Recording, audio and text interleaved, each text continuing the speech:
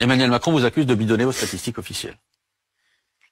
Écoutez, c'était à l'antenne de votre chaîne, je crois, aussi, et à l'antenne d'autres chaînes françaises, où j'ai vu les statistiques présentées par le FMI. Je ne sais pas si pour vous c'est du bidon, alors je ne sais pas alors quoi pour vous signifier quelque chose.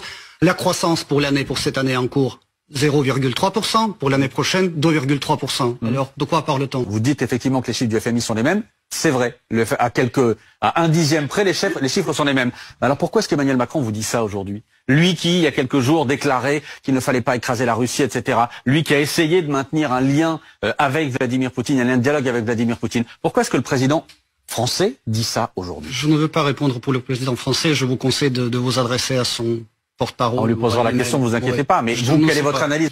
Vous savez, c'est la ligne principale dans l'Occident de dénigrer la Russie, de dire maximum des choses qui la diabolisent, qui la discréditent, etc. Non, mais comment vous réagissez?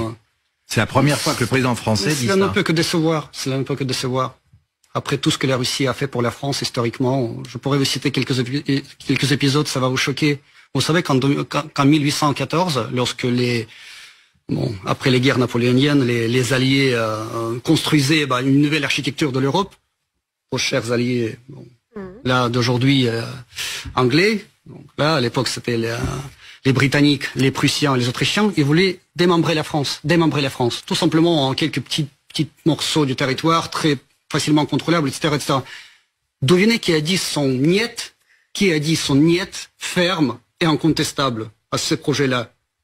Le tsar russe Alexandre Ier. La France a été sauvée dans son intégralité, dans son territoire, avant les guerres napoléoniennes. Imaginez ça. Ça, c'était avant que l'Union soviétique ne s'allie avec l'Allemagne nazie pour dépecer la Pologne et défiler avec les nazis en Pologne. S'il vous plaît, arrêtez votre propagande. La bataille de la Marne. La bataille de la Marne. C'est pas de la propagande, c'est l'histoire. La bataille de la Marne. Vous n'avez pas défilé à Varsovie? À une centaine de kilomètres de Paris. Vous n'avez pas occupé Varsovie en 1939 avec les nazis? Non.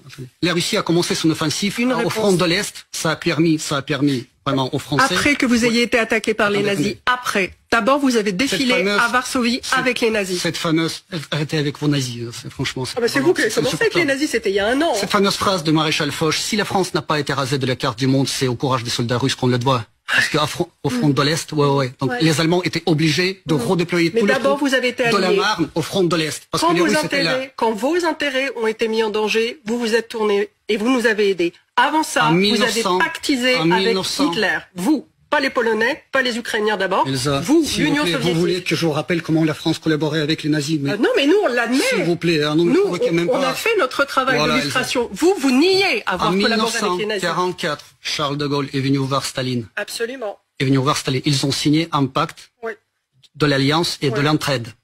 Ça a permis à la France, parce que les intérêts de la France à l'époque, donc là, les alliés anglo-saxons, ils ne voulaient pas reconnaître Charles de Gaulle à la tête de la France, de cette nouvelle France. Tout à fait.